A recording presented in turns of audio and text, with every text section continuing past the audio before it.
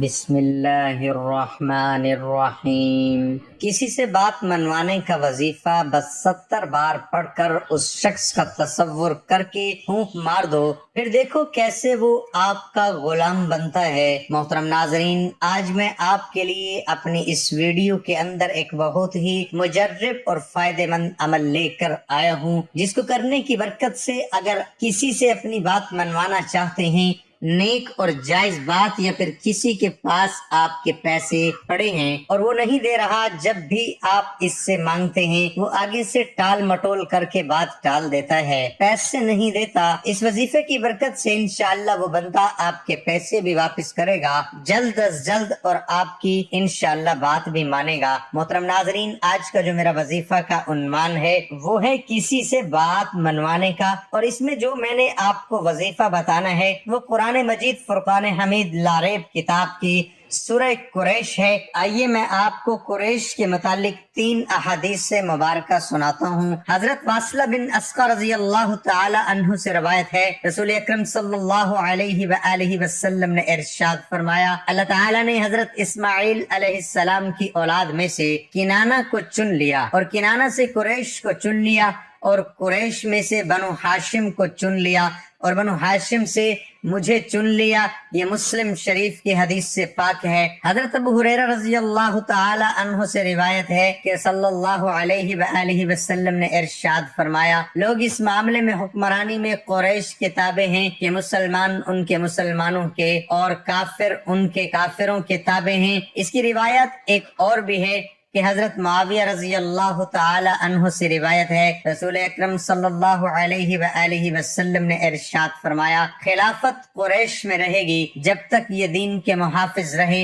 اور جو کوئی ان سے کوئی عداوت کا رکھے گا اسے اللہ تعالیٰ اونھے منہ گرائے گا۔ یہ بخاری شریف کی حدیث سے پاک ہے۔ تو میرے پیارے اور محترم ناظرین، سورت قریش جو ہے یہ بڑی ہی بابرکت سورت ہے، بڑی عظمت والی سورت ہے۔ میرے پیارے اور محترم ناظرین، یہ سورت قریش جو ہے یہ بڑی بابرکت سورت ہے۔ قرآن مجید ویسے ہی بڑی بابرکت کتاب، بڑا ہی لاریب یہ ایک نسخہ ہے جس کو اللہ تعالیٰ نے اپنے پیارے حبیب حضور نبی کریم صلی اللہ علیہ وآلہ وسلم پر نازل کیا۔ آئیے میں آپ کو آج کے وظیفے، اس کے کچھ فوائد پہلے بتا دیتا ہوں، پھر انشاءاللہ میں آپ کو وظیفے کا مکمل طریقہ بتاتا ہوں۔ اپنی مرضی کی کسی سے بات منوانا ہو، یا کسی کے پاس آپ کے پیسے پڑے ہوں وہ نہیں دیتا، یا کوئی اور کام ہو، اگر کسی سے آپ کا کوئی کام ہو اور آپ کو ڈر ہے کہ یہ بندہ میری بات نہیں مانے گا یا بات کو ٹال دے گا، اور آپ چاہتے ہیں کہ یہ بندہ میری بات مانے،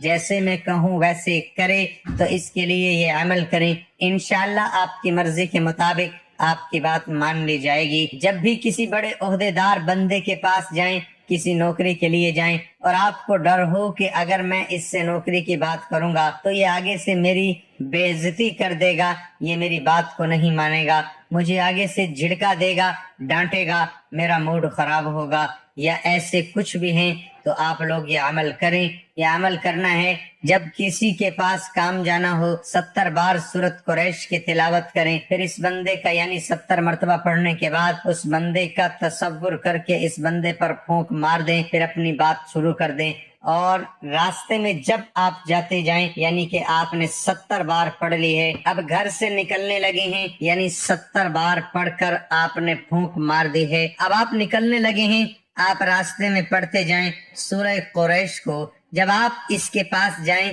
اس کا تصور کر کے پھونک مار دیں، تو اس سے کیا ہوگا؟ سوال ہی پیدا نہیں ہوتا کہ وہ یہ بندہ جس کے لیے آپ نے یہ عمل کیا ہے وہ آپ کی بات کو ٹال دے، یا پھر وہ آپ کی بات پر عمل نہ کرے، یا پھر وہ آپ کی کام میں مدد نہ کرے، یا پھر آپ کی جو بھی آپ کی نیک اور جائز کام ہوگا اس مقصد کے لیے وہ پورا ہو جائے گا۔ ناظرین، ایک بار سورہ قریش کی تلاوت سنیے۔ لِإِيلَافِ قُرَيْشٍ إِيلَافِهِمْ رحلة الشتاء والصيف فليعبدوا رب هذا البيت الذي أطعمهم من جوع وآمنهم من خوف۔ قریش کی الفت کی وجہ سے، ان کے گرمی کے موسم اور سردی کے موسم کے سفر سے الفت کی وجہ سے، لہٰذا انہیں چاہیے کہ وہ اس خانہ کعبہ کے مالک کی عبادت کریں جس نے انہیں بھوک کی حالت میں کھانے کو دیا اور خوف سے ان کو محفوظ رکھا۔ محترم ناظرین، اسلام سے قبل زمانہ جاہلیت میں جزیرہ عرب میں قبائل عرب کے درمیان چوری ڈکیٹی، قتل و غارت گیری اور آپس میں لڑائی وغیرہ عام باتیں تھیں۔ یہی وجہ ہے کہ جب لوگ ایک جگہ سے دوسری جگہ سفر کرتے تھے تو انہیں ہمہ وقت اس بات کا ڈر لگا رہتا تھا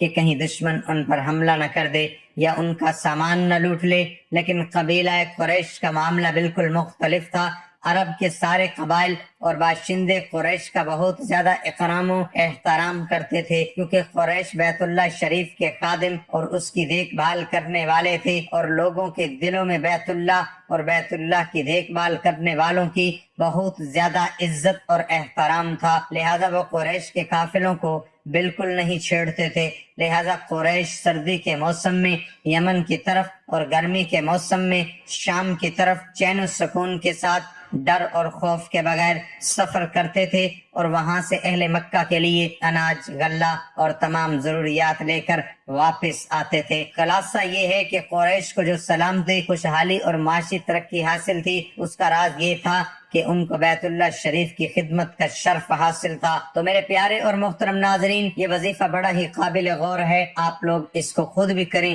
اپنے دوستوں کے ساتھ بھی شیئر کریں۔ انشاءاللہ آپ کو اس کا فائدہ ضرور نظر آئے گا، آپ کو اس کی برکات بہت زیادہ ملیں گی، لیکن بات صرف ہوتی ہے یقین کی۔ یقین رکھ کر کریں، انشاءاللہ بڑا فائدہ ملے گا۔ قرآن کی یہ سورت مبارکہ کا وظیفہ ہے۔ اللہ تعالیٰ سے دعا ہے کہ اللہ تعالیٰ ہم سب کو اپنے پیارے حبیب کا سچا پکا عاشق رسول بنائے، اور اللہ تعالیٰ ہم سب کو قرآن سے محبت عطا فرمائے، آمین۔ محترم ناظرین، ایک بار میرے ساتھ درود پاک پہ پڑھیے تاکہ ثواب ملے۔ بسم اللہ الرحمن الرحیم، اللہم صلی علی محمد وعلی آل محمد کما صلیت علی ابراہیم وعلی آل ابراہیم انک حمید مجید، اللہم بارک علی محمد وعلی آل محمد کما بارکت علی ابراہیم وعلی آل ابراہیم انک حمید مجید۔ اللہ ہم سب کا حامی و ناصر ہو، آمین ثم آمین۔